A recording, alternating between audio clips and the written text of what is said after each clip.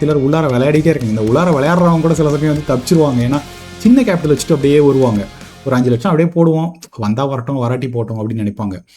But long time investors micro கேப்பில் உள்ளார இறங்குறதா ரொம்ப பெரிய ஒரு பிரச்சனையாக நான் பார்க்குறேன். உள்ளார போட்டுருவாங்க 10 லட்ச ரூபா உள்ளார போட்டு அது போகுது, 5 லட்சம் போகுது, 4 லட்சம் போகுது, 3 லட்சம் போகுது, 2 லட்சம் போகுது. அதுக்கப்புறம் ஒரு பேனிக் ஆகி 2 லட்சத்தை எடுத்து வெளில எடுத்துருவாங்க. நீங்கள் ஹோல்டிங் கெப்பாசிட்டி அப்படிங்கிற அந்த பாயிண்ட் ரொம்ப முக்கியம் இருக்குது. எவ்வளோ நாள் நீங்கள் விடாமல் ஸ்டாக் மார்க்கெட்டில் இருக்கீங்களோ அந்த அளவுக்கு நீங்கள் ரிட்டர்ன்ஸ் பார்க்க முடியும். ஸ்டாக் மார்க்கெட் உள்ளார வந்த உடனே நம்ம எல்லாருக்குமே இருக்கிற முதல் ஆசை ரொம்ப சீக்கிரமாக பெரிய பணக்காரன் ஆகிடணும். தப்பு கிடையாது, நம்ம எல்லாருக்குமே அந்த ஆசை இருக்கும். கரெக்டாக ஈக்விட்டி மார்க்கெட் எதுக்குங்க வர்றோம்? எப்படியில் போட்டால் 7%, இதில் கேட்டால் 15, 30, 35%லாம் கேட்குற இதில் வருது அப்படின்னும்போது ஒரு எங்கேயோ பார்க்குறோம். விப்ரோவில் 10,000 ரூபா 1980 போட்டிருந்தா இப்போ உங்ககிட்ட 700 கோடி இருக்கும், 800 கோடி இருக்கும் அப்படின்னு சொல்லிட்டு நம்ம எங்கேயாவது நியூஸ் பார்க்குறோம். இந்த மாதிரி நிறைய செய்திகளை நம்ம பார்க்கும்போது ஓகே, நம்ம வந்து ஒரு நிறைய ஸ்டாக்ஸ், சின்ன சின்ன ஸ்டாக்ஸ் நிறைய நம்ம வாங்கிட்டோம்னா வேகமாக மேலே ஏறிடும் அப்படின்னு சொல்லிட்டு ஏதோ ஒன்று முதல்ல வாங்குவோம். அதுக்கப்புறம் இல்லை, நம்ம வந்து நிறைய ஸ்டாக்ஸ் வாங்கணும் அப்படின்னு சொன்னால் 10 ரூபா கம்மியாக, 5 ரூபா கம்மியாக, 2 ரூபா அந்த மாதிரி பென்னி ஸ்டாக்ஸ் வாங்கணும். அந்த மாதிரி வாங்கும்போது நிறைய ஸ்டாக்ஸ் வாங்க முடியும். அப்படி இருக்கும்போது ஒரு மல்டிபேக்கர் ஆகும்போது நமக்கு பயங்கரமான ரிட்டர்ன்ஸ் கிடைக்கும் அப்படிங்கிறது ஒரு தாட் ப்ராசஸ். இதில் என்ன பிரச்சனை இருக்குது அப்படின்னா, முதல் பாயிண்ட்டு, இது எல்லாருக்குமே தெரிஞ்ச ஒரு செய்தி தான். ஆனால் நிறைய பேர் அதை மனசுக்குள்ளார இறங்க விடுறதில்லை அப்படிங்கிறது என்னுடைய தாழ்மையான கருத்து. இப்போ கையில் ஒரு 10 லட்ச ரூபா வச்சுருக்கீங்க, நிறைய சின்ன சின்ன ஸ்டாக்ஸ் வாங்குறீங்க, small cap and micro gap. Micro gap அப்படின்னா என்ன அர்த்தம்? அதாவது சந்தை மதிப்பு 100 கோடியிலிருந்து 500 கோடி வரைக்கும், 500 கோடிக்கு கீழே போச்சுன்னா அதை வந்து மைக்ரோ கேப்னு சொல்லுவாங்க. ஒரு 4000 கோடி 5000 கோடினா அது ஒரு மாதிரி ஸ்மால் கேப்ஸ் அப்படின்னு சொல்லலாம். லார்ஜ் கேப் அப்படின்னா தெரியும், இந்தியாவிலேயே மிக தலை சிறந்த டாப் மோஸ்ட்டு ரொம்ப பணக்கார கம்பெனிஸ் அப்படிங்கிறது லார்ஜ் கேப். சரி, இந்த large gap, mid gap, small gap, micro gap, இந்த ஸ்மால் அண்ட் மைக்ரோ கேப் உள்ளார வந்து எடுத்த உடனே எல்லாரும் ஏன் குதிக்கிறாங்க அப்படின்னு சொன்னால், அங்கிருந்து அது லார்ஜ் கேப் ஆகும் அப்படிங்கிற ஒரு நம்பிக்கையில். சரிங்களா? சரி, ஒரு 10 லட்ச ரூபா இருக்குது, நான் எங்கே இன்வெஸ்ட் பண்ணலாம் அப்படின்னா, நீங்கள் நெட்டில் போகும்போதே ஃபின்ஃப்ளூயன்சர்ஸ் எப்படி சொல்கிறாங்கன்னா, நீங்கள் லார்ஜ் கேப் பக்கம் போகாதீங்க, மிட் போங்க, ஸ்மால் போங்க, மைக்ரோ கேப் போங்க அப்படின்னு சொல்லிட்டு. இதுலேயும் வந்து மைக்ரோ கேப்னா உங்களுக்கு 18%, 20% கிடைக்கும். லார்ஜ் கேப்னா 11, 12% கிடைக்கும். இது வந்து மைண்டில் நிறைய ஸ்ட்ராங்காக இறங்கி போச்சு. 1988ல் டாப் 10 கம்பெனி என்ன தெரியுங்களா? ரிலையன்ஸ் கிடையாது. ஏன்னா முதல் டாப்பில் பார்த்தீங்கன்னா மஃபட்லால், செஞ்சுரி டெக்ஸ்டைல்ஸ், ஏசிசி, இந்த மாதிரி டெக்ஸ்டைல்ஸ் அண்ட் சிமெண்ட் கம்பெனிஸ் தான் டாப் 10ல் இருந்திருக்கு. இப்போது செஞ்சுரி டெக்ஸ்டைல்ஸ் எங்கே இருக்குன்னு பாருங்கள், மஃபட்லால் இடத்துலையே இல்லை. ஸோ டாப் 10ல் இருக்கிற ஒரு 2 அல்லது 3 கம்பெனி தான் வந்து இப்போயும் இருக்குது. ஸோ 40 வருஷம் மல்டி பேக்கர் ரிட்டர்ன்ஸ் கிடைக்கும். ஏன்னா லார்ஜ் கேப் பெரிய கம்பெனி, இந்தியாவிலே பெரிய கம்பெனி.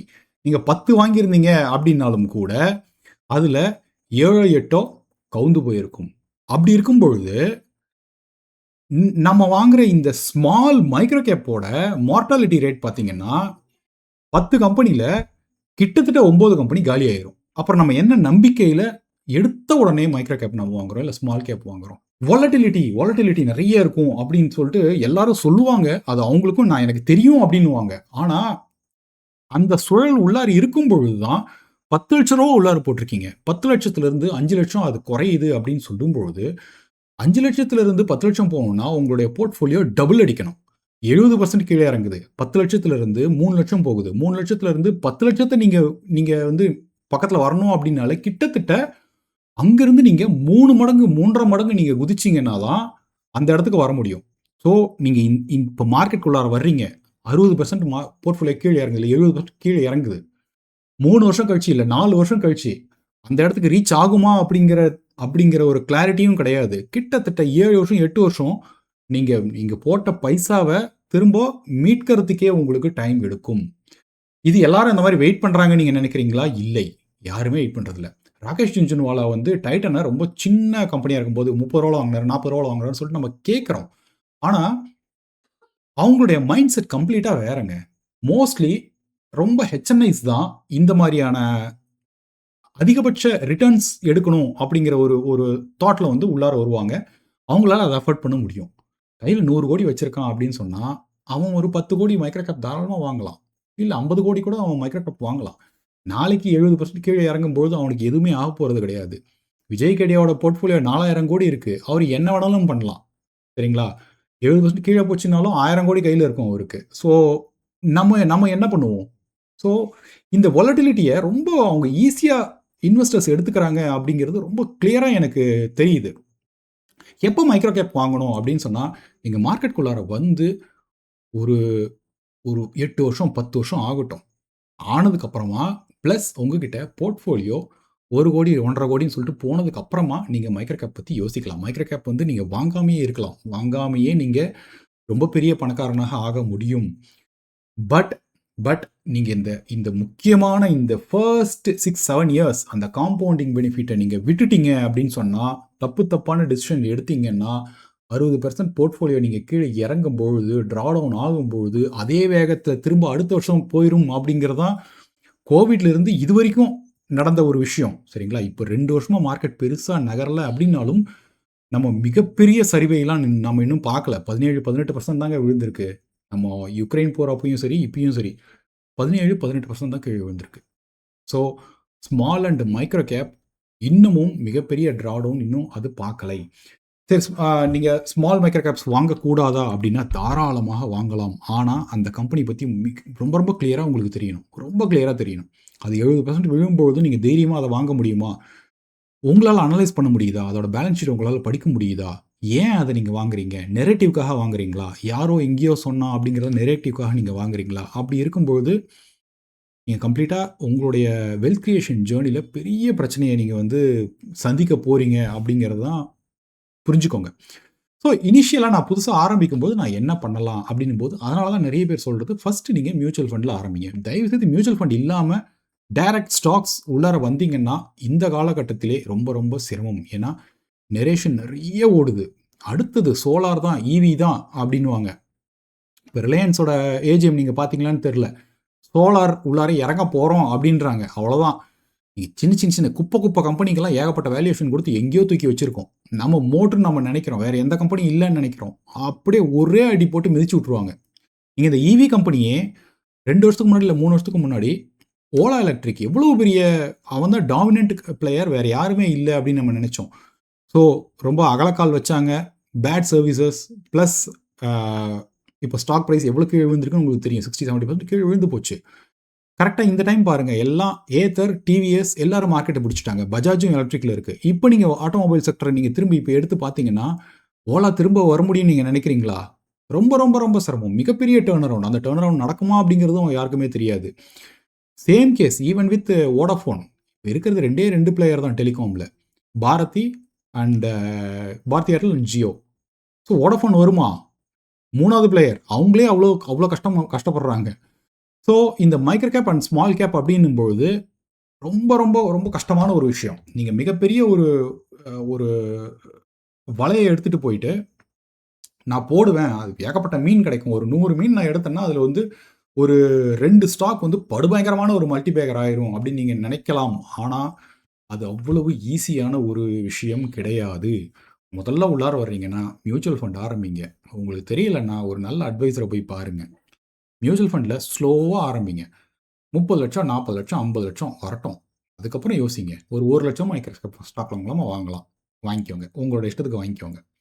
அப்புறம் மெதுவாக ஒரு 1 crore, 1.5 crore, 2 crore நல்லா உங்களுக்கு நல்ல பெரிய அளவுக்கு ஒரு ஒரு சங்கான ஒரு ஒரு இடத்துல நீங்கள் வரணும். இந்த ட்ராடவுன் ஆனாலும், அதாவது 2 கோடியிலிருந்து 1 கோடி மார்க்கெட் ஒரு 50% கீழே இறங்குது அப்படின்னாலும், இல்லை 40% கீழே இறங்குதுனாலும், இறங்காதானா கண்டிப்பாக இறங்கும். எப்போ வேணாலும் இறங்கும். அதுதான் சந்தை. அந்த இடத்துல உங்களுக்கு கேஷ் ஃப்ளோ தொடர்ந்து வந்துகிட்டே இருக்கணும். நீங்க சம்பாதிக்கிற ஒரு ஆள் அப்படின்னு சொன்னா தைரியம் உங்களுக்கு கண்டிப்பா இருக்கும். நீங்க உங்களுடைய உங்களுடைய இன்வெஸ்டிங் கெரியர் ஆரம்பிச்சிருக்கீங்க. ஆரம்பிச்சு போயிட்டே இருக்கு. ரிட்டயர்மெண்ட்டுக்கு ஒரு 50 வயசு ஆயிருக்கு. உங்ககிட்ட ஒரு 1.5 கோடி இருக்கு, 2 கோடி இருக்குன்னா, அப்போ மைக்ரோ கேப் போய் வாங்கலாமா அப்படின்னா, அப்பயும் ரிஸ்க் தான். ஞாபகம் வச்சுக்கோங்க. திடீர்னு 5 வருஷம் உங்களுக்கு வந்து மார்க்கெட் வந்து ரிட்டர்ன்ஸ் குடுக்கல. என்ன பண்ணுவீங்க? உள்ளார இருக்கிறத வந்து நீங்க டெப்லீட் பண்ண ஆரம்பிப்பீங்க. அது கீழே விழும்பொழுது 2 கோடியிலிருந்து 1.25 கோடி ஆகுது. இல்ல வந்து 1 கோடி ஆயிருக்கு மார்க்கெட்டு. அதுக்கப்புறம் 3-4 வருஷம் பெருசா மார்க்கெட் நகரவே நகரல. 2008 மாதிரி. நீங்க டக்கு டக்கு டக்குன்னு டெப்ளீட் பண்ணிட்டு வந்துருவீங்க. நீங்க திடீர்னு பார்த்தீங்கன்னா, கடைசியில 60 லட்சத்துல இருப்பீங்க. 2,00,00,000 அப்படிங்கிறது கனவு மாரி இருக்கும். உங்களோட மைண்ட் செட் எப்படி இருக்கும் அப்படிங்கிறத யோசிங்க. ஸோ எந்த வயசுல, எந்த இடத்துல, எவ்வளவு அசெட் அலோகேஷனோட நீங்க வந்து பிரயாணம் பண்ணணும் அப்படிங்கிறது ரொம்ப ரொம்ப முக்கியமான விஷயம். ஸ்ட்ரெய்ட் அவே போயிட்டு ஸ்மால், மைக்ரோ கேப் தொடாதீங்க. ஈவன் நவ் மைக்ரோ கேப் 1ஓ 2ஓ அங்க, இங்க, அங்க, இங்க எங்கேயாவது கிடைக்கலாம். இது கிட்டத்தட்ட எப்படின்னா, ஒரு மிகப்பெரிய ஒரு ஆம் பெரிய ஒரு குப்பை கூளத்த தூக்கிட்டு போற மாரி, நெறைய குப்பை தான் இருக்கும். ஃபுல்லா ஜங்க் தான் இருக்கும். ஒண்ணே ஒண்ணு அதுல ஏதோ ஒரு இடத்துல வந்து உங்களுக்கு டைமண்ட் கிடைக்கிறதுக்கான வாய்ப்புகள் இருக்கு. ஆ இப்போ நீங்க வந்து 10 வாங்குறீங்க. அதுல வந்து 1ஓ 2ஓ சக்சஸ் ஆகலாம் அப்படின்னு தெரிஞ்சதுன்னா, கிட்டத்தட்ட நீங்க லாட்டரியே வாங்கிட்டு போலாமே. அப்புறம் எதுக்கு ஸ்டாக் மார்க்கெட்? கரெக்ட்டுங்களா? ஸோ டூ மச் ரிஸ்க் நீங்க தயவு செய்து எடுக்கவே எடுக்காதீங்க. ஸோ 90ஸ்ல பாருங்க. 90ஸ்ல வந்து மஃபட்லால், செஞ்சுரி, பாம்பே டேயிங். பாம்பே டேயிங் எங்க இருக்குன்னு யாருக்காவது தெரியுமா? பாம்பே டேயிங் தான் இந்தியாவிலேயே தலை சிறந்த மிக பணக்கார கம்பெனி. அப்பல்லாம் டெக்ஸ்டைல்ஸ் மட்டும் தான். ஸோ 90ஸ்ல பார்த்தீங்கன்னா, சில்வர் லைன், பென்டாமீடியா எல்லாமே ரொம்ப டாப் மோஸ்ட் ஸ்டாக்ஸா இருந்தது. ஏன்னா, அப்போ ஐடி பபிள் எல்லாம் வந்து ஐடி ஐடி பூம் நரேட்டிவ் அவ்ளோ நரேட்டிவ் குடுத்தாங்க. 2007, 2008ல பார்த்தீங்கன்னா, டிஎல்எஃப் பயங்கர ஃபாஸ்ட்டா வந்து மேலே ஏறுச்சு. அந்த டிஎல்எஃப்போட இன்ஃப்ராஸ்ட்ரக்சர் ஸ்டாக்ஸ் எல்லாம் டிஎல்எஃப் தொட்ட அந்த உச்சத்தை கிட்டத்தட்ட 17, 18 வருஷமா இன்னும் டிஎல்எஃப் தொடல. டிஎல்எஃப் இருக்கிறதுலயே இந்தியால மிகப்பெரிய ரியல் எஸ்டேட் கம்பெனி. அவனாலேயே 16, 17 வருஷம் எங்கேயுமே நகரல. ஸோ வேல்யூவேஷன் அப்படிங்கிறது இருக்கு. அதோட எந்த அளவுக்கு ஃப்ராட் பண்றாங்க அப்படிங்கிறது இருக்கு. சின்ன சின்ன கம்பெனி நான் ரூ. 10 ரூ. 20 நீங்களும் நானும் வாங்குற அளவுக்கு இருந்ததுன்னா, அது எந்த அளவுக்கு வந்து பேக்கிரவுண்ட்ல ஃப்ராட் பண்ண முடியும். இஷ்டத்துக்கு அவங்களே வந்து ஒரு 50 கோடி, 100 கோடி வாங்குனாங்கனாலே ஸ்டாக் சரக்குன்னு வந்து மேல ஏறும். சரிங்களா? மேல ஏறும்போது அப்படியே நான் ஜம்ப் பண்ணிருவேன் அப்படிங்கிற இதெல்லாம் வந்து நடக்கவே நடக்காது. சிலர் ஹோல்ட் பண்றாங்க. சிலர் உள்ளார விளையாடிட்டே இருக்காங்க. இந்த உள்ளார விளையாடுறவங்க கூட சில சமயம் வந்து தப்பிச்சுருவாங்க. ஏன்னா, சின்ன கேப்பிட்டல் வச்சுட்டு அப்படியே வருவாங்க. ஒரு 5 லட்சம் அப்படியே போடுவோம். வந்தா வரட்டும், வராட்டி போட்டும் அப்படின்னு நினைப்பாங்க. But long time investors micro கேப்ல உள்ளார இறங்குறது தான் ரொம்ப பெரிய ஒரு பிரச்சனையா நான் பார்க்குறேன். உள்ளார போட்டுருவாங்க ரூ. 10,00,000 உள்ளார போட்டு அது அது போகுது 5 லட்சம் போகுது, 4 லட்சம் போகுது, 3 லட்சம் போகுது, 2 லட்சம் போகுது. அதுக்கப்புறம் ஒரு பேனிக் ஆகி 2 லட்சத்த எடுத்து வெளில எடுத்துருவாங்க. ஹோப்ஃபுல்லி இந்த சின்ன சின்ன டேட்டா உங்களுக்கு ஹெல்ப் ஆயிருக்கும்னு நினைக்கிறேன். இது பயமுறுத்த கிடையாது. ஏன்னா நான் வெறுமனே எஃப்டில போடுறோம் எல்லாரையுமே எடுத்துட்டு வந்து ஸ்டாக் மார்க்கெட்ல உங்களோட அசெட் அலோகேஷன் படி போடுங்க அப்படின்னு சொல்லிட்டு பிடிச்சு தள்ளுற ஒரு ஆள். பட் ஆஸ் ஆஃப் நவ் இப்பயும் சொல்றேன், லார்ஜ் கேப்ல நீங்க ஓரளவு தைரியமாக உள்ளார இறங்கலாம். ஸ்டாக் பிக்கர்ஸ்க்கான மார்க்கெட்டு. இப்பயும் பாருங்க பேங்க்ஸு, ஆட்டோமொபைல் செக்டர் பாருங்க, டூ வீலர்ஸ் எல்லாருமே பாருங்க. பி ரேஷியோலாம் ரொம்ப ரொம்ப ரொம்ப கம்மியா இருக்கு. இந்த மாரி ஒரு ஒரு இது வந்து நான் ஆட்டோ அண்ட் பேங்க்ஸ்ல நம்ம ரொம்ப வருஷமா பார்த்ததே கிடையாது. ஆ ஸோ எல்லா இடத்துலயும் ஆப்பர்ச்சுனிட்டீஸ் கலோர். ஆப்பர்ச்சுனிட்டீஸ் அவ்ளோ இருக்கு. பட் தேவையில்லாத ஒரு ஒரு இடத்துக்கு வந்து நகராதீங்க. இப்ப நீங்க ப்ராப்பரா போர்ட்ஃபோலியோ நீங்க பில்ட் பண்றீங்க அப்படின்னு சொன்னா, even large caps can give 14-15% return சொல்லிட்டு பிரசாந்த் ஜெயின் சொல்லியிருக்காரு. ஸோ எக்ஸ் ஹெச்டிஎஃப்சியோட சிஐஓ ரொம்ப பெரிய மியூச்சுவல் ஃபண்ட் மேனேஜரா இருந்திருக்காரு. ஸோ லார்ஜ் கேப்ஸ்லேயே உங்களுக்கு நல்ல ஆப்பர்ச்சுனிட்டிஸ் கிடைக்குது. ஸோ லார்ஜ் கேப் ஒண்ணு வைங்க. வச்சுட்டு அத சுத்தி, சுத்தி, சுத்தி, சுத்தி நீங்க ஒரு மிட் கேப், ஒரு ஸ்மால் கேப் போர்ட்ஃபோலியோ சின்ன சின்னதா நீங்க கட்டலாம். மொத்தமா நான் வந்து ஸ்மால் அண்ட் மைக்ரோ கேப் அப்படின்னு ஆரம்பிச்சீங்கன்னா, முதலுக்கே மோசமாக கூடிய ஒரு நிலைமை வரும். நீங்க ஹோல்டிங் கெப்பாசிட்டி அப்படிங்கிற அந்த பாயிண்ட் ரொம்ப முக்கியம் இருக்கு. எவ்வளோ நாள் நீங்க விடாம ஸ்டாக் மார்க்கெட்ல இருக்கீங்களோ, அந்த அளவுக்கு நீங்க ரிட்டர்ன்ஸ் பார்க்க முடியும். அதனால உள்ளார வரும்பொழுது 4 இயர்ஸ், 5 இயர்ஸ், 6 இயர்ஸ் எந்த விதமான தப்பான முடிவுகளும், மிகப்பெரிய தப்பான முடிவுகள் பண்ணிடாதீங்க. So thank you. வேற ஏதாவது உங்களுக்கு டாபிக்ஸ் பேசணும் அப்படின்னு சொன்னாலும் கமெண்ட் செக்ஷன்ல போடுங்க. Signing off, this is Gopinath Ravi, AMFI registered mutual fund distributor, ARN 347471. Thank you.